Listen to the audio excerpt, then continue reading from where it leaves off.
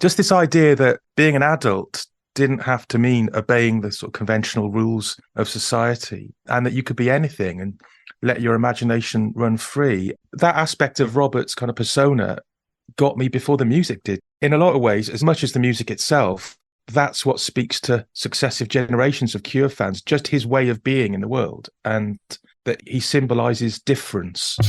We're totally booked. Rock and roll! Well, I think I'll leave you to your reading. Little Hand says it's time to rock and roll. Rock and roller! We are totally booked. Welcome to Booked on Rock, the podcast for those about to read and rock.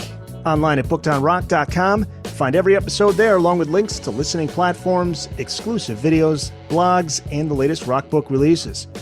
Simon Price is this episode's guest. He's the author of the brand new book, Curepedia, an A to Z of The Cure.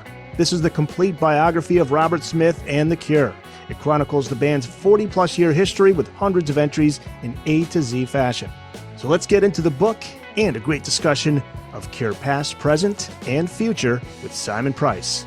A playlist of The Cure can be found on the show notes page.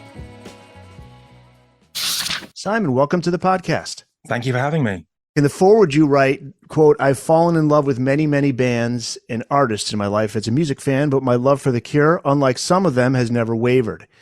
Now, I still remember the moment I became a fan of The Cure. My college roommate had Disintegration, and it was on CD, and it was like an out-of-body experience. I mean, I never heard anything like it before, and I was hooked ever since. For you, when and how did you get hooked on The Cure? You know, the first time I heard them, I didn't really get it. I mean, I was maybe too young. I was 12 years old, and I remember listening to the official UK Top 40 countdown in 1980 on the school playing fields on a portable radio cassette recorder, and A Forest was in the charts. This strange kind of ominous, sinister, shuffling thing, and I didn't really know what it was about, where it was coming from, but it was kind of lying in wait for me. And the moment I really got it was a few years later when I was about 15, and they appeared on Top of the Pops, which is, you know, the main, or was the main UK TV music program, performing The Walk. And just something about his persona, his way of being, just the way he looked, the hair, and, well, he actually had dark glasses. I was going to say the eyeliner, but yeah, a pair of Ray-Bans welded to his face at that point. That track being a fantastic kind of dark electro dance tune, which is kind of not typical of what The Cure are about. I think I'd sort of bought into the idea of The Cure before the music got me, because there's something I mentioned in the book. There's a short-lived UK magazine called Flexi Pop, which used to have flexi discs on the front cover, and it was quite a sort of rogue publication. It would have lots of kind of references to things that maybe shouldn't be aimed at young teenagers. And it was eventually closed down for that reason. But they used to run a feature every month where a pop star would just write their diary of a week in the life of what they've been up to. And Robert Smith's was so gently odd that it really grabbed me. He was doing things like planning a ballet with his partner Mary in the garden at 1 a.m, or dressing up as his own mother to cook the dinner, or going for a walk in a thunderstorm in the dark because he wanted to be scared, and things like that. And just all these little details really fascinated me. I tore the pages out of the magazine, folded them up, put them in my school blazer, and carried them around with me. And I used to just read them to feel inspired. Just this idea that being an adult didn't have to mean obeying the sort of conventional rules of society, and that you could be anything and let your imagination run free. And that aspect of Robert's kind of persona got me before the music did, to be honest. And I think that's kind of stayed with me. And I think in a lot of ways, as much as the music itself, that's what speaks to successive generations of Cure fans, just his way of being in the world, and that he symbolizes difference. The promo for the book calls this quote a first of its kind history of The Cure, chronicles the band's 40-plus year history, organized in A to Z fashion. Talk about how this book is laid out, and how did this idea come about? Yeah, the idea wasn't mine. The publishers came to me and said, why don't we just do a big A to Z of the Cure? And first of all, I was slightly skeptical. I thought, is that a gimmick? Is that just almost a novelty way of tackling their career? But the more I thought about it, the more I thought it freed me up. It was liberating because I didn't have to approach it from the point of view of doing a linear timeline. There have been numerous Cure biographies before that have done that.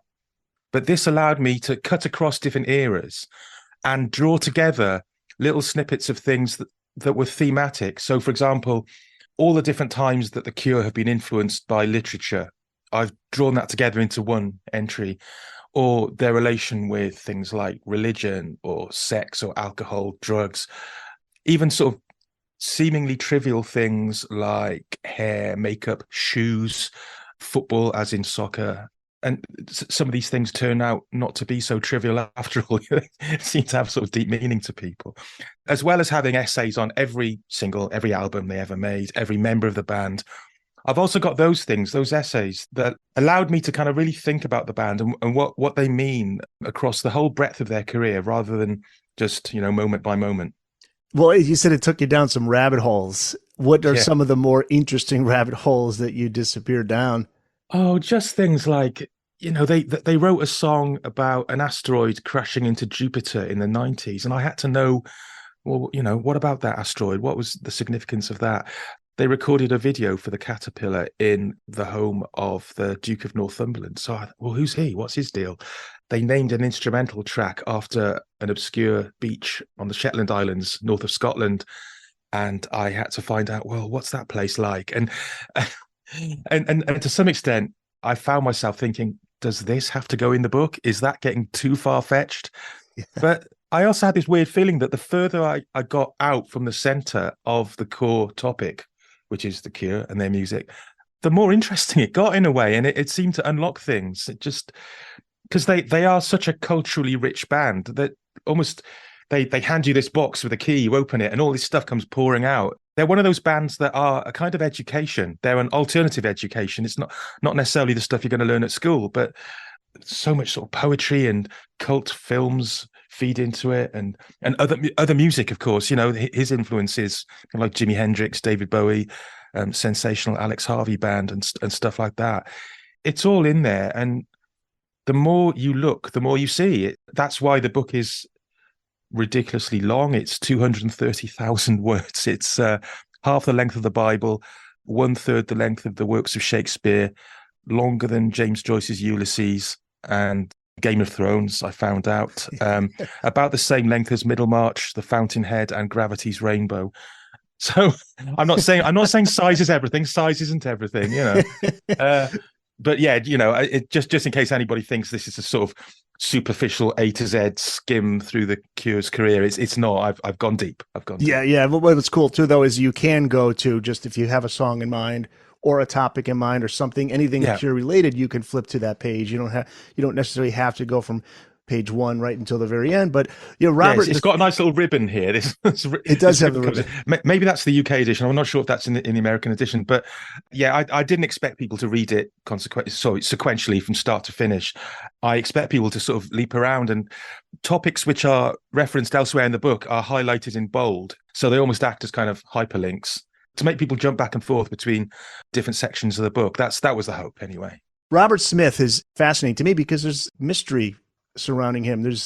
Which I love, that I don't know if we have these kind of rock stars anymore where it seems like we know everything about these musicians nowadays, but there's a little bit of a mystery there to him. He's from Blackpool, England. And what I didn't realize is that he has never returned. Actually, let's start with what type of place is Blackpool? And why does Robert say he never returned? Why doesn't he want to go back? Blackpool is, in US terms, something between Coney Island and Las Vegas, I think, but a very sort of, and I don't want to criticize Blackpool because I come from a similar place myself called Barry in Wales, but it's quite a sort of trashy seaside resort. It's considered sort of tacky, but fun. And it's where people go for stag and hen parties or bucks parties, as I guess you'd say, and that sort of thing. And it's a seaside resort in the north of England, but because it's in the north of England, it's quite often very cold. It's got a lovely sandy beach, but you wouldn't necessarily want to spend too much time luxuriating there. But yeah, his family moved south to Crawley, which is a suburban commuter town, really, to the south of London when he was about 5 years old. When he first went to school, he was mocked for having a northern accent. And in UK terms, northern read southern. All the kind of associations that come with that. It's considered more working class, more blue collar than the South, and so on. So immediately, from being a very small child, he felt he didn't fit in where he was. I don't know why he's never gone back. He's never taken the Cure there. They've never played a gig there in Blackpool.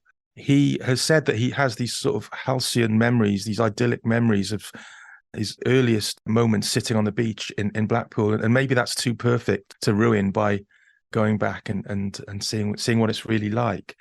But yeah, I think the kind of place that he did actually eventually grow up, which is Crawley, is quite significant because it's quite a dull suburban place. And I think most developed nations in the world have places like that. Just that feeling of boredom, but also of kind of alienation and not fitting in is something that can resonate with people, whether they're in Mexico or Japan or the US. And I think that's one reason why they're such a universal band. They don't write about specifically British topics. Oh, yeah. And boy, he started in the 80s. He started a fashion trend here in the States in high school. You start to see a lot of kids dressing like Robert. Yeah. Edward Scissorhands the whole look was inspired by Robert. So absolutely, yeah. That's something I go into in the book is the references to the Cure in film. And yeah, Edward Scissorhands is the big one, but there's also a film with Sean Penn called This Must Be the Place, in which Sean Penn plays a sort of retired rock star who turns Nazi war criminal hunter. The character basically is Robert Smith, And there have been films called Boys Don't Cry. There have been films called Just Like Heaven, and so on. So yeah, they've had their influence in so many places, and I think it's because they mean something. They stand for something. Even just the look of him, just his classic look from the 80s with the white face and the red lipstick and the heavy eyeliner and the big backcombed messy hair. It says something, and he is an icon. I know the word iconic is done to death, but just his appearance, it makes a statement. It says I don't fit in, and he's there saying to other people in the world who feel that, well, I'm there for you. You mentioned a forest. The book starts with this song. Of course, starts with the letter A, so that is A Forest, the lead single from the band's second album, 1980's 17 Seconds. And you say that in many ways, this is the definitive Cure song. It's been performed live over 1,000 times, making it the most played song in the repertoire. There's a certain something about this song. Why do you feel it may be the definitive Cure song? It's probably the first Cure single that had that sense of mystery and foreboding to it.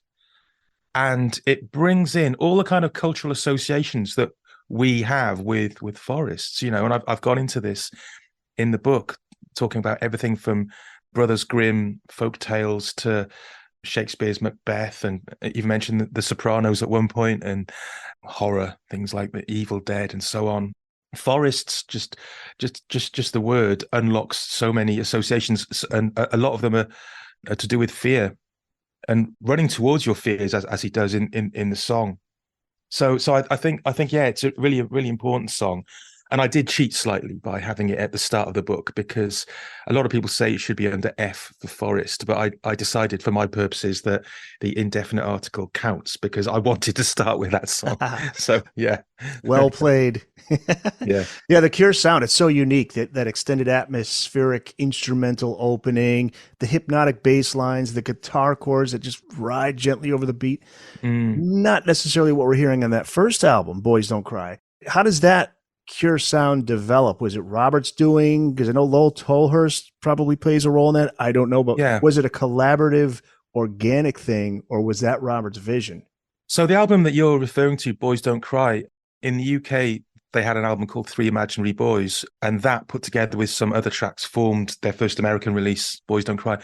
And in that era, they were still very much inspired by the tail end of punk. So they sounded like the Buzzcocks quite a lot, and their songs were sort of quite terse, abrupt 3-minute or even less than 3-minute songs with sort of, that kind of I don't know, snotty teenage spitefulness that people had in those days. But they seem to have a rethink. They don't like that first album. That's something I found out, is that almost consistently throughout their career, when they're asked about their first album or albums, they're quite disparaging about it. They think it was kind of a false start. When it came to 17 Seconds, which was their second UK album that has a forest on it, they started thinking about influences like David Bowie's Berlin period, particularly the album Low. And I think you can hear quite a lot of that in there. And you can hear the influence of the drumming on that Bowie album on Lol Tolhurst. And also what tend to be called as krautrock bands like Can and Neu, German bands, on the rhythms of it on Lol Tolhurst. So I think that's when the Cure really start, is with A Forest and with 17 Seconds. And then onwards, you know, there's the next album, Faith, which is very morose and very downbeat, but weirdly soothing. And then there's the album Pornography, which is just completely hostile, nihilistic. And I don't know if I'm allowed to swear on this podcast, bleep me out, but they've just described it as the ultimate fuck off record or fuck you record. You know, it's an album that starts with the words, "It doesn't matter if we all die," on the song 100 Years, and has lines about sharing the world with slaughtered pigs and all this really sort of grotesque imagery. So they've gone from sort of little sort of jangly pop songs like Boys Don't Cry to that in quite a short space of time. And that sort of set the tone. But maybe they'd taken that as far as they could. And then, I mean, they drove themselves to breaking point. The band essentially broke up after that album. And their manager, Chris Parry, said to them, "Last roll of the dice, why don't you write some pop songs, proper pop songs?" So they did, and they tried with Let's Go to Bed, which nearly made the UK top 40, and I believe it was quite a big sort of dance tune, particularly on the West Coast in the States. Then The Walk, which is the song that grabbed me, and then Love Cats, which was a top 10 hit here, and suddenly they became of interest to pop magazines like Smash Hits, you know, the cousin magazine to Star Hits in the States, and they were on top of the pops, and they were reaching out to people like myself. You know, I was a 15-year-old, and I needed that, and that's why I think that they're so valuable. That they weren't one of these precious bands who tries to sort of ring fence themselves and keep it very elite. They were quite happy to play the pop game to some extent, if that's what it took to reach the listeners. And I really respect that about them. I do want to get into a little bit more of that pop side of the Cure, but I want to go to Faith, 1981. It didn't take long for me to realize there's more than the hits with the Cure. There's a serious depth to their catalog, and to see All Cats Are Gray in your book, I was so happy. It's one of my all-time favorite Cure songs, maybe my favorite deep track, with To Wish Impossible Things, maybe a close second. Right. Yeah, but I've always wondered if there was a story behind All Cats Are Gray. Please tell us what it's about, how this song also plays into drug culture, which I didn't know until reading the book. Yeah, I'll start with that bit. The first British people, supposedly, to take ecstasy were Soft Cell, Mark Almond, Dave Ball. They were in New York. I think they were recording a version of their song Memorabilia with a friend of theirs who sort of does vocals on that track, called Cindy Ecstasy. The clue's in her name there, really. They were in her apartment and the Faith album was on, and they took ecstasy for the first time. And they started coming up to the sound of All Cats Are Grey, which on the one hand, you'd think that's not the sort of record, it's not the sort of music you'd most closely associate with ecstasy, because usually it's quite sort of, you know, euphoric music. You think of dance music, you think of EDM and stuff like that. But this album and this track in particular is quite funereal. It was very, very downbeat. Robert explained the song as being just a nightmare of being lost or trapped in caves, echoes of the grave and of prison cells, and again of growing old. And the lyrics are sort of about drifting towards death. Lol Tolhurst, who has said that he had some input into the lyrics, has said that it was to some extent informed by his mother's death. So, yeah, the idea that was the kind of year zero moment for ecstasy culture in the UK is really, really interesting. But yeah, I singled that track out because I think there are some Cure songs which, even though they're just album tracks, they have a status that's above and beyond that. There's a couple of other examples in the book, A Night Like This and 100 Years, that I thought deserved their own chapters. So it's my book. I gave it to them. Maybe I'm off on it, but I remember listening to U2's All That You Can't Leave Behind. There's a song called New York in there, and I feel like the chord structure of the synths on that song is very similar to All Cats Are Gray. I highly doubt that maybe they are Cure fans. Actually, U2 is. You do mention it in the book, I think. I think Bono has always wanted to be one of those bands. He's always, even though U2 were arguably are the biggest rock band in the world. I don't know how you measure these things these days, but they certainly were at one point. So I think maybe onto something there. Yeah. Yeah. I think Bono's always secretly wanted to be more of a kind of Joy Division or Echo and the Bunnymen kind of cult act, or indeed The Cure. So that would make sense. Okay. Robert has addressed death in his lyrics more than once, as we know, which leads me to 1982's Pornography. And you write in the book, quote, Smith did everything within his power to fulfill the prophecy of an early death. The excessive consumption of alcohol and drugs during the pornography sessions is the stuff of legend. How bad did things get for Robert and the band? And do you feel that Robert was he suicidal at that point?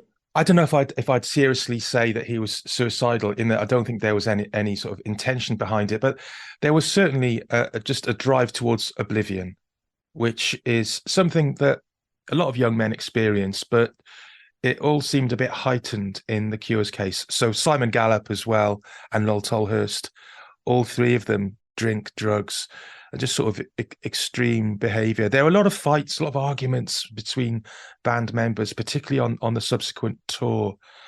So it was as if they sensed that this cannot go on. And there was almost a sort of bloody-mindedness of just thinking, oh, what the hell, let's just push ourselves to the extreme of kind of sleeplessness and intoxication. And you can hear all that in the album. It's an interesting thing that LSD was a drug of choice for them, and particularly for Robert at that time, because in terms of acid and its effect on rock culture, one initially thinks of the 60s and sort of Summer of Love, Flower Power, and all that kind of blissful utopianism. But the 80s were a very different time. There was the shadow of the atomic bomb hanging over us all. It really felt as if it wasn't just a question of if we were all going to die in a nuclear Armageddon. It was when. It was definitely going to happen as far as we were concerned. When you add that mindset to LSD, you end up with an album like Pornography, to be honest. You end up with a much darker, more twisted alternate reality to the one that the 60s generation conjured. You do point out that Pornography, it was to become the band's most revered talismanic release, but it took a while, and that was the same for me. It took me years to really connect with the album. Kind of fell flat for a while, and then all of a sudden, years later, I go back to it, and now I can listen to it from beginning to end, and I'm fascinated by it. But what is it about this album that makes it such a slow burn? We know there are no pop songs on it, but that aside, I mean, what is it that you think has caught on with people over the years? Well, you're right that it was a slow burn, for one thing. It didn't have universally good reviews at the time, that's for sure. I think even Fiction, the record company, and Polydor thought it was commercial suicide. I can imagine. Yeah. Where is the single? Yeah, exactly. I mean, the one single is The Hanging Garden, but that's not exactly pop-tastic, is it? You know, it's not very radio friendly.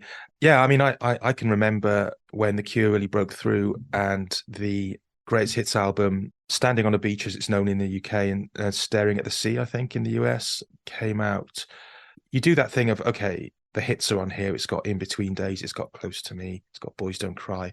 But then there are these other songs that from earlier on in their career, like The Hanging Garden, and it's quite impenetrable, quite difficult to break into. And, you know, it sounds dense and claustrophobic and aggressive. And you think, what's going on with them at that point? And then you go back and you investigate. So I would imagine that a lot of people in my generation weren't hearing the Pornography album until about 86, when you sort of go back and check out the earlier stuff. So that's one reason why it took a while to catch on. And I think one reason it is so revered is because it has that kind of consistency of mood all the way through. It's very much a mood record. You put that on and it just relentlessly and remorselessly delivers that desperation and hostility and hate, really. In a way, it's similar to Disintegration, which of course was their big album. But even Disintegration has got Lullaby on it, which is kind of a quirky little pop song. So love song. Yeah, indeed. But Pornography didn't have anything like that. It's unremitting. There is no light in that album. But sometimes that's what you want. Simon Price, he's the author of Curepedia and A to Z of the Cure, which is out now. Now, for me, the magical period is from 85's The Head on the Door right through 92's Wish. So you have 1985, The Head on the Door, 1987, Kiss Me, Kiss Me, Kiss Me, and then 89's Disintegration, followed by 92's Wish. A balance of pop brilliance with the elegant doom and gloom. In Between Days, Just Like Heaven, Friday, I'm in Love. They have that magic to them. And Just Like Heaven, to me, is perfection. I mean, there's nothing that you can change with that song. And even Robert says the same. It's a quote that you have in your book. Could you talk about the inspiration behind Just Like Heaven? Robert hears a song on the radio, right? And then he makes some chord changes. Yeah, he has been honest enough to admit that. A song by the English new wave band, The Only Ones, called Another Girl, Another Planet. I'm not sure how well known that song is to US listeners, but it's very well loved over here. And it has that same kind of giddy romantic swirl to it, the same kind of propulsion to it that Just Like Heaven has. And I always thought that those songs were kind of similar, and it was quite pleasing for Robert to acknowledge that. And you're right, it's just a wonderful song. I think it's certainly their best single, The Cure's best single, and maybe their best song overall, maybe equal with 100 Years. So for very different reasons. But yeah, the cover version by Dinosaur Jr. Have you heard that? No, I've never heard the cover. I don't think so. Yeah. No, that was what, early 90s they did that? It was 89. So it was very soon after. In fact, it was, goodness me, it was the same year that Disintegration was 89. So it was 2 years after the single came out. Do they stay true to the Cure version? Or yes and no. They it's got the same kind of lovely, wayward kind of, I don't know, this giddiness to it is the word I keep coming back to. But Jay Mascis has added these kind of death metal vocal growls into it. So you know the bit in the Cure's version where he sings "You," with Jay Mascis, it's "Yo," and I love it. And it also, the song ends really abruptly, like whoop. So if you're a DJ and you're playing it, you look like an idiot. But Robert has said that that's his favorite cover of a Cure song ever. You know, never mind Adele singing Love Song and probably making more money for the Cure than any of their own recordings have made. Yeah, well, 311 also did, what did 311 cover? Love Song? Oh, well, that's probably Love Song. I have to check, but that is one of their most covered songs, because Love Song is maybe the closest they get to a traditional love song. They don't often write standards, the Cure, if you know what I mean. They don't write songs that could be sung by anyone. Even though I was saying this is kind of universality to the Cure, the lyrics are often quite cryptic and quite twisted in a way that not anyone can interpret them. You almost have to be Robert or somebody of Robert's mindset to put it over convincingly. But yeah, Love Song is much more the sort of thing that pretty much anyone could take on. The Booked on Rock podcast will be back after this. What interests me about Robert is I don't know of any artist who's been able to pull off what he does, to be able to go back and forth from the upbeat happy pop to the dark gothic and make it work so well. The pop stuff doesn't sound contrived. That doesn't sound out of character. Has he talked a lot about his songwriting process? Does he collaborate at all, or is it primarily him that comes in with the music and the band follows? It's interesting how that changes from album to album. So there are some albums where it's very much him recording the demos and working up the tracks until they're pretty much done and then bringing the band in at the last minute. There are other albums, and I believe Disintegration is one of these, where they all meet up. In this case, it was in Boris Williams, the drummer's house in the Devon countryside, and they all bring songs with them. They all bring demos and bring ideas in and work it up from that. So that varies over time. But obviously he is the only consistent member of the Cure. It's very much his band, but it wouldn't be the Cure without the other contributors. And the sort of shifting lineups are very much, sort of move in parallel with a shifting sound of the band. And some of those things are to do with people quitting. Sometimes they're to do with people being kicked out. And that's kind of happenstance, and that can kind of affect the way the next record will sound. But I think Robert's always had this idea of who to work with to get the sound that he wants at any given time. And I think that period you're talking about, 85 to 92, 93, I suppose, is when they were strongest as a musical unit. And it's no coincidence that their biggest record sales are that time. It's the Head on the Door. It's Kiss Me, Kiss Me, Kiss Me. It's Disintegration. I think the middle one of those, particularly Kiss Me, Kiss Me, Kiss Me, is the album I would recommend to anybody as a kind of way in to the Cure, because it has all the different extremes of their music. It has Just Like Heaven and, other big, bright, catchy pop songs like Why Can't I Be You and Hot, Hot, Hot and Catch. But it's also got these sort of mangled, frazzled, psychedelic excursions like The Kiss or The Snake Pit and things like that. And it's got sort of dark, mysterious moments like If Only Tonight We Could Sleep and so on. So yeah, that's the album that, and it's a double as well. So it really encompasses the kind of sprawl, if you like, of what the Cure are about. Did you know the connection of Rocky 2 with Catch? Have you ever heard this? Oh my goodness! Oh, Now this you're gonna tell me something I'm gonna regret not putting in the book. You could have put it in the book under R for Rocky. There's a scene in Rocky 2 where Adrian is in the hospital. She almost loses her life because after trying to have a child, there's complications. So he's waiting for her to come out of the coma, and he's reading a poem to her. He's reading what would become the lyrics to Catch. Robert saw the scene, and that's what inspired the lyrics. I am completely broken and crestfallen now. I'm throwing this out of the window. Here we go. The revised edition is already in the works. Seriously, thank you, and I will Isn't credit that you. wild? I will credit you for pointing this out to me if and when there's a revised edition. Yeah, but this is what you've just done there is a perfect example of the sort of thing I've done in the book. I've tried to follow these threads and see where things come from, and I thought I'd done it, but no, one that I didn't know about. Hey, tell me about Robert's obsession with age. I mean, what are your thoughts on this? Because turning 30 really shook him up. You say that the prospect of aging troubled him deeply, and that leads to disintegration and the themes of the songs. But even back as far as In Between Days, he's talking about getting old, and he was like, what, 25 years old? I mean, you look back, you laugh. But, in doing your research for the book, did you find Robert talked about it a lot in interviews? Did he try to explain, like, why aging troubled him so deeply?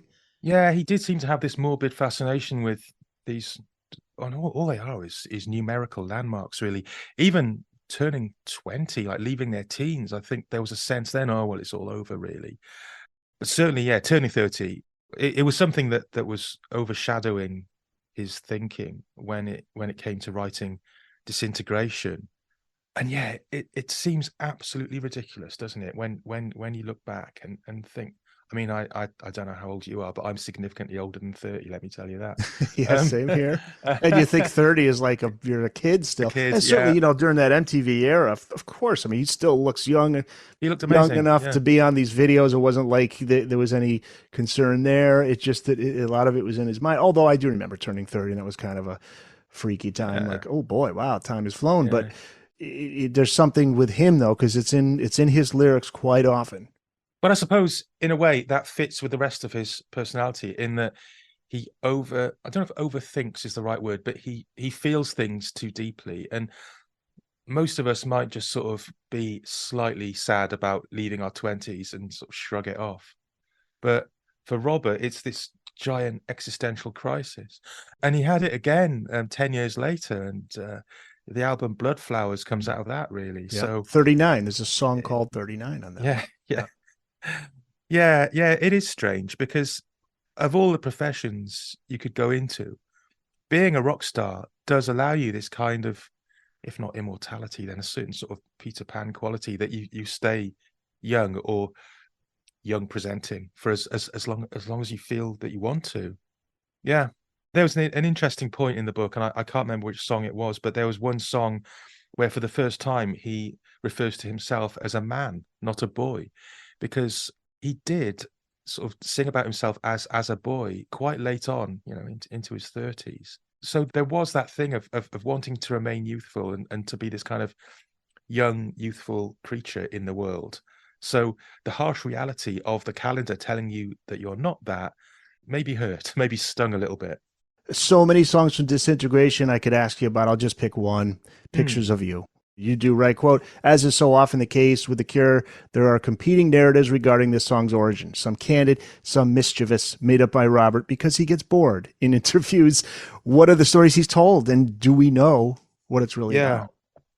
Well, I'm going to find that entry, but I would say that, yeah, if you've interviewed rock bands over the years, as I have, you often become aware of this, that particularly if they're on some kind of junket where they're sat in a hotel room for 8 hours and journalists get shoved in the room and shoved out again, it just gets so boring answering the same questions, and they end up telling lies. And also, I think a lot of bands like to maintain a certain amount of mystery about themselves, and they like to be playful with it. And there can even be a case where the older artist misremembers what the younger artist meant by something. First of all, Robert believes it's an overlooked song. He says it's one of the very best songs that we've ever done. It's very understated, which I would agree with. From that album, it is overshadowed by Love Song and by Lullaby, maybe even Fascination Street, really, which was a single in the US. But it seems that it had a sort of personal significance for him. He said, and this is in Cure News. Cure News was a sort of official fanzine that was sent out to fans. In 1998, he claimed that it was loosely based on an essay by Myra Polio entitled The Dark Power of Ritual Pictures, and that he read this essay and he destroyed all his old personal photos and most of his home cine and video collection to try and wipe away the past, but then felt this huge regret of having done so.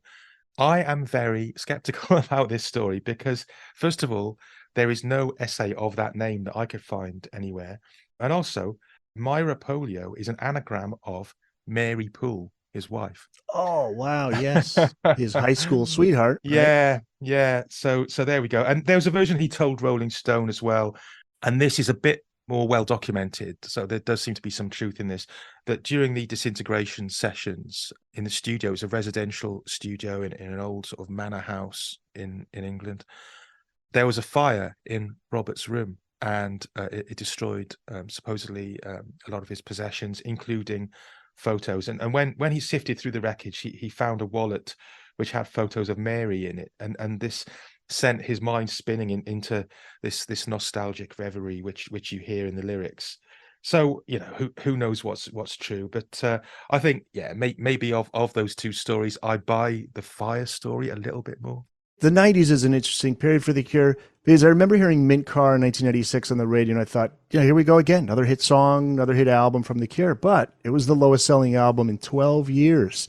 Why do you think that was? Because there are some great songs on there. You mentioned Jupiter Crash. You alluded to that. I love that song. This Is a Lie, Strange Attraction, Mint Car.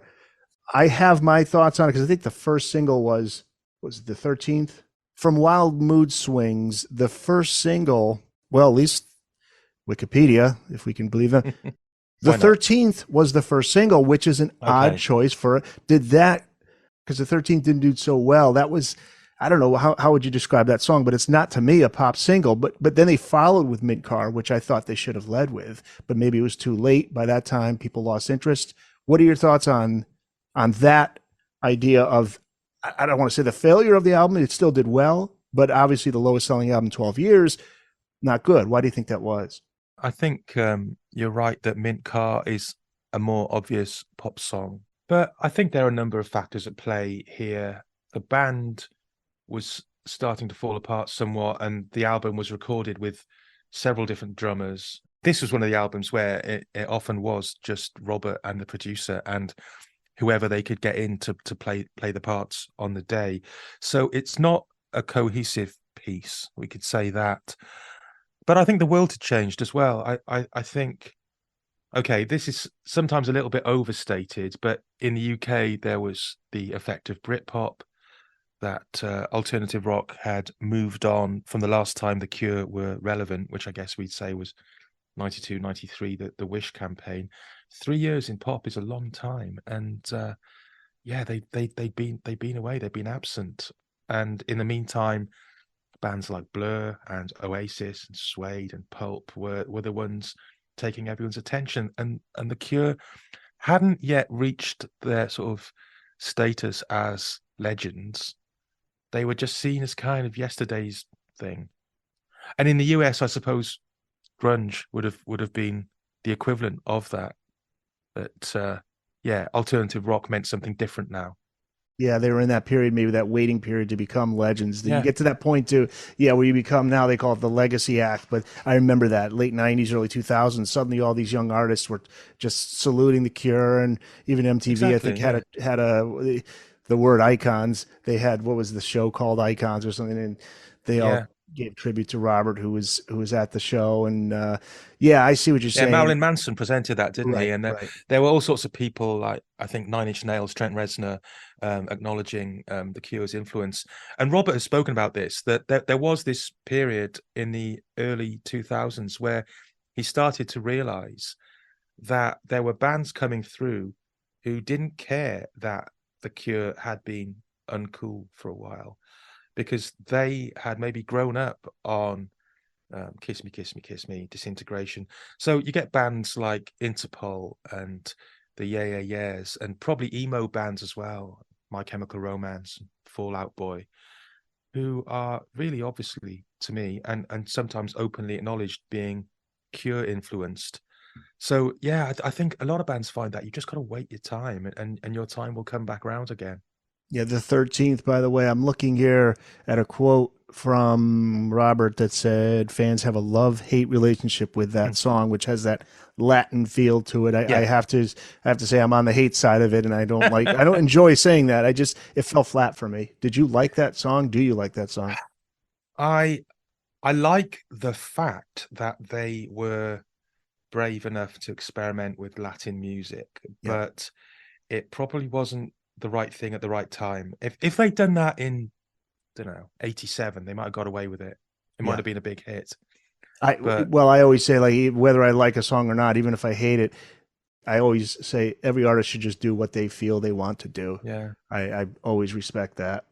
And the thing is, I think every artist feels that their new album is the best thing they've ever done. You very rarely will get anyone saying, well, it's not quite up to our earlier standards, but it's all right. You won't get that. Robert has often spoken about this and said, well, we could bring out the best Cure album in just sort of almost objective musical terms that there has ever been, but it cannot have the same power, because the Cure, that moment of being culturally central, has kind of gone, and it's never coming back. They're always there. They're sort of there on the edge of things. It's almost a kind of a sun sending light or darkness towards new generations of musicians and fans. But they can never be at the middle of things anymore. And he knows that. And it must be frustrating for musicians to bring out what they think is a good piece of work, and for the world just to sort of shrug its shoulders.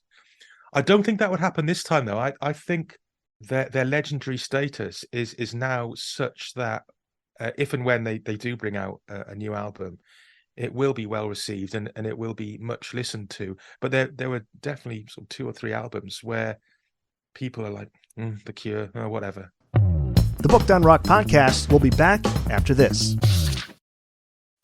Bloodflowers did very well, I know, on college radio, and it did well with the hardcore fans, but that was ignored. A lot of people didn't even know it was out, but it's such a brilliant album, 2000s Bloodflowers. This is interesting because you do talk about the inspiration coming from short stories and poems and art exposition.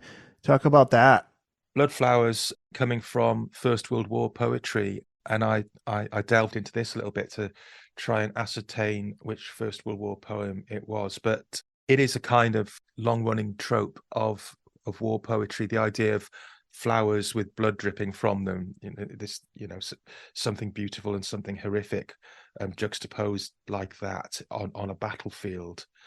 So that plays into it. And yeah, just more broadly, the influence of poets like Dylan Thomas on Robert Smith is immense. And that's something that I really cherish about them, that you do end up thinking, okay, well, Robert Smith is interested in this. I'm going to go and find out about it.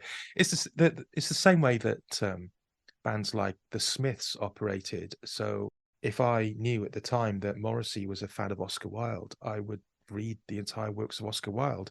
I found out he was a fan of James Dean. I'd watched, well, the 3 films that James Dean made and find out about his life. And even if they had Truman Capote on a record cover, well, who's he? And I think that's a really valuable thing that bands can do. So yeah, Bloodflowers was one of those. It's one of those records where Robert was drawing on pre-existing art, but also stuff that was going on in the world at the time. So terrorism and the backlash to terrorism, and just kind of religious extremism in general. There are lyrics about that on there, and he was really, really proud of that record. And because of that factor that I was talking about, that bands of a certain vintage will never have their new record listened to much, he had to resort to tactics like touring it in a trilogy format with 2 earlier and maybe better regarded albums, so Pornography and Disintegration, to make the point that Bloodflowers is of that caliber and in that kind of tradition. Now, the other thing I should mention too, before we wind down, the Join the Dots box set is one of the best box sets I've ever gotten. That came out in 2004. There's some gems on there. It includes Burn from the Crow soundtrack, which I can't leave out. That's such a great song.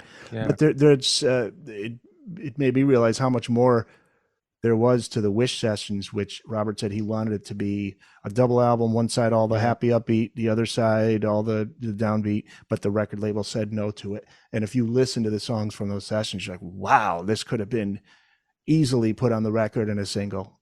That was a great era. But then we had 2004, the self-titled album 413 Dream, 2008. Before I ask you about The Cure Today, the new album that's due out, but as we know with Robert, we'll believe it when we see it. Yeah, because he always promises it. He's promised a solo album for many years.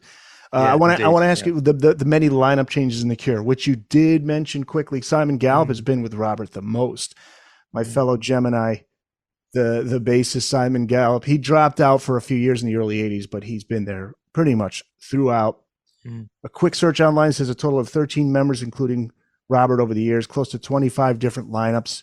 But interesting to see some of these members end up coming back. So is he hard to work with? Has anything ever been talked about regarding that? Is it something that, I don't know, is it off limits as far as in interviews? Lowell Tolhurst says he's good friends with Robert these days. I guess they had a falling out, right? That was more substance abuse issues when he was out of the band in 89. Yeah. I think Robert has reached a stage in his life where he feels that it's not worth holding grudges. And I've heard stories from people who would definitely know that he has built bridges with people with whom he may have had fallings out. And Lowell is one of those. But yeah, certainly, I think Lowell, by his own admission, was difficult to be around, sort of 87 to 89. And that's why he ends up getting edged out of the band. And Simon Gallup has said that in 82, he was pretty nasty to be around, and so were all of them. They were all goading and antagonizing each other, and there was to some extent a culture of bullying in the band in the late 80s, with Lowell being the main victim of that. And I've talked about that in the book. So that there was some kind of unpleasant periods where you think maybe being in the Cure wasn't a lot of fun for certain people. But yeah, I actually counted, I think it was 15 members of the band. Oh, it's 15. Okay. I think so. And now we can add 16th because Mike Lord is standing in on keyboards for Roger O'Donnell, who's not well at the moment. So best wishes to Roger. Yeah, Roger's been there for a while. He's one that left and came back, I believe. He is, a couple of times, and he is the third longest serving member when you piece it all together. So very important member of the band. I became very interested in Paul Thompson, now known as Pearl Thompson. Yes, I'm glad you mentioned him. Yeah, he's a guitarist during those big years there, late 80s. Phenomenal guitarist who was actually too good for the Cure to begin with. That's why he wasn't in the initial lineup of the Cure. He'd been with them in the sort of pre-Cure band Easy Cure, but they found his style at that time to be too ornate and too florid, and they wanted something more pared down and minimal and post-punk. So he went off to art school. But then around the time of the Top album, which is, quite sort of psychedelic, and it had more room for the music to spread out, they lured him back in. He'd already started doing the artwork. In fact, the single Primary was the first, which has some Paul Thompson artwork on it. They got him in to play a bit of sax because he's a multi-instrumentalist, and then lured him in to actually join the band on the live tour. And then the next album, The Head on Door, he's a full member again. And I think few people would argue that he is their most talented guitarist. And he left and rejoined a couple of times. He's now, well, he's quit the band. He said he'll never say never because by his own admission, he's left and rejoined the Cure enough times, but he's more or less left music behind. And to draw a line under that, he's changed his name to Pearl Thompson and concentrated on art. I didn't know that. Yeah, just one of the most fascinating members of the band, because he had just even visually a very different look to the rest of them. There was a certain Cure look that they all had in the late 80s with a kind of backcombed spiky hair and all of that, but he had these sort of tumbling pre-Raphaelite curls, and he looked more like a sort of 18th century romantic figure rather than a post-punk musician. And I just remember finding something really strange about him in a very appealing way at the time. And I just remember thinking, and I've said this in the book, that if you're in a band where the lead singer and frontman is Robert Smith, and yet you somehow quietly look like the strange one, you're doing something very right, Yes. So I became very engrossed in finding out about him and what makes him tick. And he did work with another famous Robert Plant and Jimmy Page, right? He's on that Page and Plant tour or album or both. I can't recall. Yeah, there's the live album. Is it No Quarter? The live album by Page and Plant. So to be drafted into what is essentially Led Zeppelin, you've got to be pretty good. And they had such respect for him that they started performing Lullaby by The Cure in their live set. So did they really? Yeah. Oh, that's cool. That's I'm hoping that's on YouTube. I got to check for that. Yeah, go and find that. Yeah. Well, and speaking of YouTube, I did catch the new songs that Robert and the band has performed, and very much looking forward to the next album. From what we've heard so far, the songs are very, very Cure-like with the big grand opening and Robert contemplating his place in the world and lyrically. Who makes up the current lineup, and what's the latest with this new Cure album? I mean, we've been promised Halloween of 2023, right? And that's we've come and gone. Went. He did say before this tour was announced that he would not tour unless there was a new album. Well, he did. He toured and there's no new album, but there kind of is. From what I'm hearing, it's pretty much finished, and it's been in an almost finished state since about 2019, and there's just sort of endless kind of tinkering with it and alterations since then. And that is something that's happened historically, certainly in this century with the Cure. And I've got a whole chapter about the 14th album, because there's this whole saga of what is that album. There are whole albums that were abandoned without ever being released, and fans are hoping that won't happen to this one, that this one will finally see the light of day. They've got a very strong lineup at the moment. They started the Lost World tour with a 6-piece lineup of Jason Cooper, Simon Gallup, Robert Smith, Reeves Gabrels, Perry Bermonti drawn back in, and I've forgotten someone. Roger O'Donnell, of course. Yes. So yeah, so a six-piece band, and at the moment Roger's absent, but he'll be back. Mike Lord stepping in. So the fact that they needed to bring Perry back into the band tells you something, I think, that this isn't going to be a minimal record. It's going to be big, expansive music. I think maybe in the style of things like Plain Song from Disintegration, that kind of big, grandiose, magnificent music. And from the live versions that we've all seen on YouTube, that would seem to be the case. And I should say too, it wasn't Halloween of 2023, because going back to 2019, when right. when they got into the Rock and Roll Hall of Fame, Robert said, "Coming up in Halloween." And I was say which Halloween. I've been a fan long enough to say, okay, Robert, when we see it, I'll believe it, but or hear it. Yeah, but yeah, it's. I'm really looking forward. Have you had a chance to see them on this tour?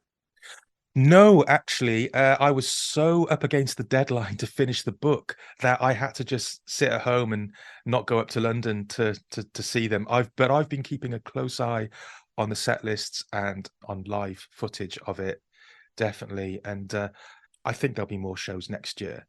The fact that Roger said I'll be back next year tells you that there are going to be some more dates. Yeah, I'd like to go see them too. I think last time I saw them was 2004, which. It's been long a while for me. Yeah. It's pre-COVID. Yeah, I've not seen them since lockdown. I first saw them in the late 80s, and I've seen them many times in various incarnations since then. But yeah, I've got the hunger to see them again. So here's hoping. Curepedia, an A to Z of the Cure. It's out now through Day Street Books, and you can find it wherever books are sold. And where can people find you online, Simon?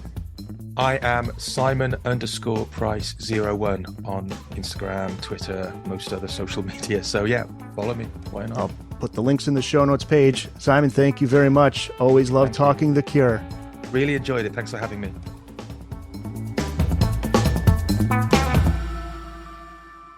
That's it. It's in the books.